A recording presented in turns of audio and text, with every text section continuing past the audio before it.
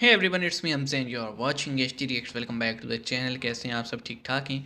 तो आज का वीडियो थोड़ा सा इमोशनल भी हो सकता है, और अगर आप कमज़ोर दिल के हैं तो स्किप कर सकते हैं, कोई इशू नहीं है। टाइटल मैंने किया है बेसिकली। आफ्ताब पूनावाला का नाम देखकर मैंने ये वीडियो ऑन किया था। तो टाइटल है जनाब कि आफ्ताब ने श्रद्धा के साथ जो किया वो सुनकर आपके रोंगटे खड़े हो जाएंगे। आओ पुलिस कॉट आफ्ताब पूनावाला। आफ्ताब दरिंदा ज़्यादा कहें तो बेहतर है। और मैं आपको बताऊं, दो ही ऐसे केस हैं जिनको सुन के मतलब पाकिस्तान में हज़ारों केसेस आते हैं, लेकिन पाकिस्तान से बाहर के दो ऐसे केसेस हैं जो सुन के ना बंदा हिल गया था। मतलब मैं भी हिल गया था। एक तो था 2012 में जो रेप केस आया था।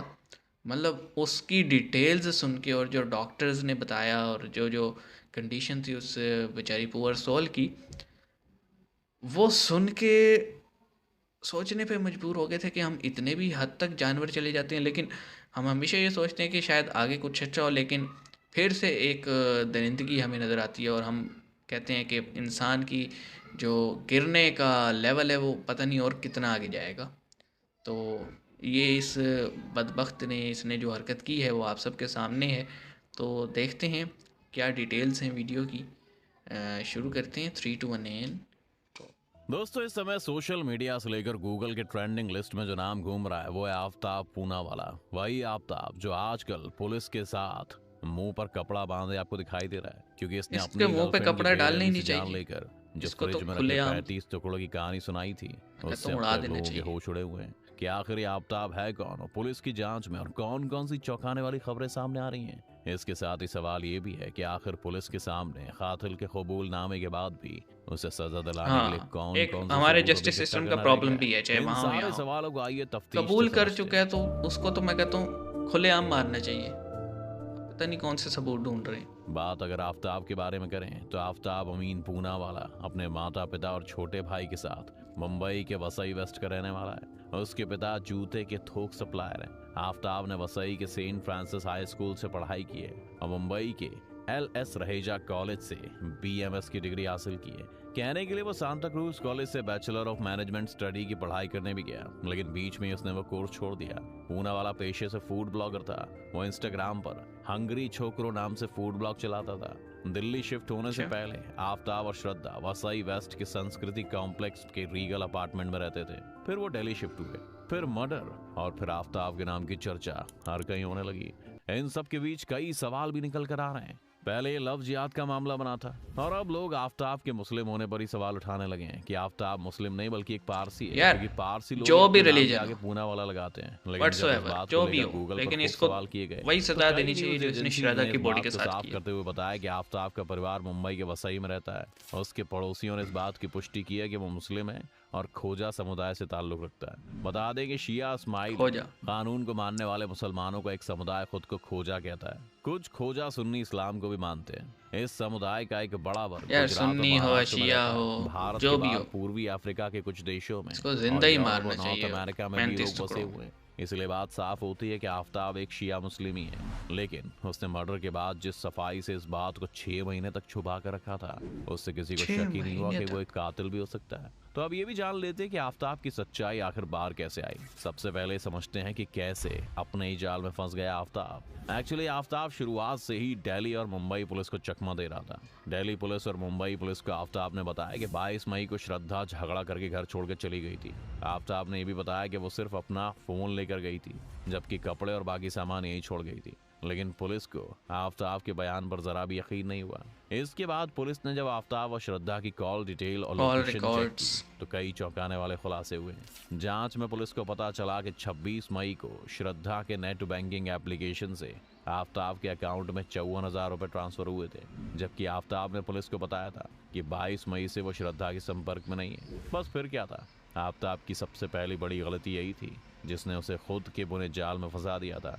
इतना ही नहीं, 31 मई को श्रद्धा के इंस्टाग्राम अकाउंट से उसके दोस्त के साथ एक चैट भी सामने आई थी। जब पुलिस ने श्रद्धा के फोन के लोकेशन को निकाला तो वो दिल्ली के महरौली थाना इलाके का निकला। 26 मई को जो मनी ट्रांजैक्शन हुआ उसकी लोकेशन भी महरौली थाना इलाके की निकली थी। ऐसे में आफताब से पुलिस ने पूछा कि जब वो 22 मई को घर छोड़कर चली गई थी तो इसके बावजूद इसकी लोकेशन महरौली क्यों आ रही है, तो इसका जवाब आफताब नहीं दे पाया और पुलिस के सामने टूट गया। जिसके बाद उसने श्रद्धा के कत्ल की पूरी खौफनाक कहानी पुलिस को बताई। जिसके बाद की कहानी तो आपको पता ही होगी, लेकिन उसके बाद पुलिस ने क्या किया उसे जानते हैं। सबसे शुरुआती अपडेट्स की बात करें तो अभी आफताब के कबूलनामे के बाद उसकी बात को प्रूफ करने के लिए आफताब को नार्को टेस्ट से गुजारा जाएगा। वहीं की पुलिस की बात करें तो उनकी क्या खोज गुजारा अब जाएगा फ्लैट यार, और ठोको छतरपुर उसको। के जंगल से होते हुए कूड़े के ढेर तक भी पहुंच गई है। ऐसा इसलिए क्योंकि पुलिस को श्रद्धा के उन कपड़ों की तलाश है जो उसने उस रोज पहने थे जिस रोज उसकी मौत हुई थी, और जब तक श्रद्धा के कपड़े बरामद नहीं होते तब तक केस को मजबूत बना पाना पुलिस के लिए मुश्किल हो जाएगा। और वैसे क्या आपको बता चाहिए दें कि अपनी यार, मैं राज खुलने से हैरान हूँ पहले तक जस्टिस सिस्टम आफताब ने पे पुलिस और यार। श्रद्धा के घर वालों को गुमराह करने की हर कोशिश की थी, इसलिए वो हत्या के बाद श्रद्धा का फोन हर जगह ले जाता था। मतलब अगर फोन को ट्रेस किया जाए तो उसका और श्रद्धा का फोन एक ही जगह ट्रेस हो, मतलब दोनों एक साथ है। इसके अलावा उसने श्रद्धा के फोन से बहुत सारा डेटा भी डिलीट कर दिया, इसीलिए पुलिस को उसके खिलाफ सबूत जुटाने में मुश्किलें हुई थी। इसके अलावा आफताब पिछले कई महीनों से बाहर जब खाने का ऑर्डर देता था तो 2 लोगों के लिए देता था। जोमेटो या कहीं और से ऑनलाइन ऑर्डर हमेशा उसने 2 लोगों के लिए किया था। चाय के लिए उसे बाहर से दूध, चाय, चीनी नहीं खरीदनी पड़े, इसके लिए वो बनी बनाई चाय मंगवाता था। वो इस कोशिश में था कि उसे बाहर के लोगों से कम संपर्क बनाना पड़े ताकि वो छिपा रह सके। फ्रिज के बारे में तो सबको पता चल ही गया है, लेकिन आफताब ने श्रद्धा के मर्डर के बाद वैक्यूम क्लीनर भी मंगाया था। ये क्लीनर जमीन पर स्पॉट मिटाने के लिए इस्तेमाल किया जाता है। आफताब ने मर्डर के बाद इस क्लीनर का इस्तेमाल किया था। इसका प्रयोग करने से छोटे स्पॉट निशान मिटाए जाते हैं। इसकी वजह से घर के अंदर ब्लड के स्पॉट ढूंढने में पुलिस को दिक्कत आई। जब पुलिस ने धब्बे तलाशने के लिए बेंजीन टेस्ट किया तो बाथरूम सहित पूरे घर में कहीं भी खून के निशान नहीं मिले। जांच में सिर्फ किचन के अंदर की तरफ छुपा हुआ एक खून का धब्बा मिला। फॉरेंसिक टीम के मुताबिक आफताब ने बताया कि उसने एक टुकड़ा किचन में रखा था, वहीं से निशान मिला। पुलिस के मुताबिक आफताब ने कहा कि उसे 35 टुकड़े करने में 10 घंटे लगे थे। जब वो थक गया तो उसने 10 बीच में रेस्ट घंटे किया। तक। उसके बाद उसने बियर और सिगरेट पी और घंटों तक पानी से उन टुकड़ों को धोया। फिर काम खत्म करने के बाद उसने जोमेटो से खाना मंगवाया और खाया। उसे कत्ल का बिल्कुल मलाल नहीं था। इसका पता इस बात से खाना चलता है खा। कि सब होने के बावजूद वो नेटफ्लिक्स पर मूवी देख रहा था। बाद में उसने पॉलिथीन बैग में टुकड़ों को रखा और फिर उसे एक एक दिन फेंकता रहा।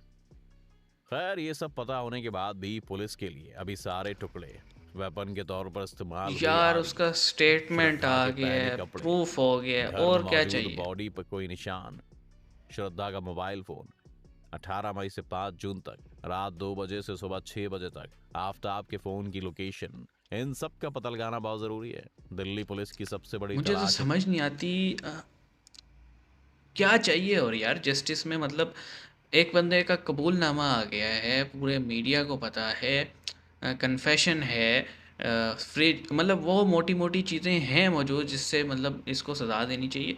मुझे याद है एक रेप केस था, तो वो जो पुलिस वाला था उसने चारों लड़कों का इनकाउंटर कर दिया था क्योंकि उसको पता था कि जस्टिस सिस्टम जो है वो ऐसा है कि ये छूट जाएंगे साले। तो उसने ठोक ही दिया। मेरे ख्याल में कोई पुलिस वाला हो जिसको ठोकना चाहिए, लेकिन ठोके इस तरह के इसको ना 35 जगह पे ठोक दे। अगर वो काट नहीं सकता तो ठोक दे। मैं पहले दिन से इस स्टैंड पे हूँ कि irrespective of his religion, irrespective of his cast, name, whatsoever, इसको ठोकना चाहिए। और ठोकना भी ऐसे चाहिए कि मरने से पहले इसको फील हो। जो ये यार उसने लाश की बेहुरमत की, पहली बात तो ये उसने लड़की ही मार दी। यार तुझे शादी नहीं करनी थी तो तू बोल दे, ठीक है, कि मैं तो जस्ट तेरा यूज़ कर रहा था। ऐसा भी क्या होता है यार कि तुमने बंदी मार दी, और फिर बंदी मार के तुमने जो उसकी बॉडी के साथ किया, और फिर तुम खाना खा रहे हो, नेटफ्लिक्स पे देख रहे हो। मतलब क्या दरिंदा है यार ये। और क्या बात करूं यार, दिल ही खट्टा हो गया। चलिए मिलते हैं। मतलब मुझे नहीं पता था कि इस तरह की हरकत भी होगी कि मारने के बाद भाई ने मारने के दौरान भी मतलब यार एक होता है ना, लाश को काट रहे हैं, इंसान की लाश है, उसको काटा, पानी से धो रहे ताकि ब्लड ख़त्म हो, और फिर सिगरेट पी रहे हैं, बियर पी रहे हैं, खाना मंगवा रहे हैं जोमेटो से, नेटफ्लिक्स देख रहे हैं। मतलब क्या क्या है यार, ये बंदा है क्या है, वैशी दरिंदा है। चलिए मिलते हैं नेक्स्ट वीडियो में। क्या है बोलें यार।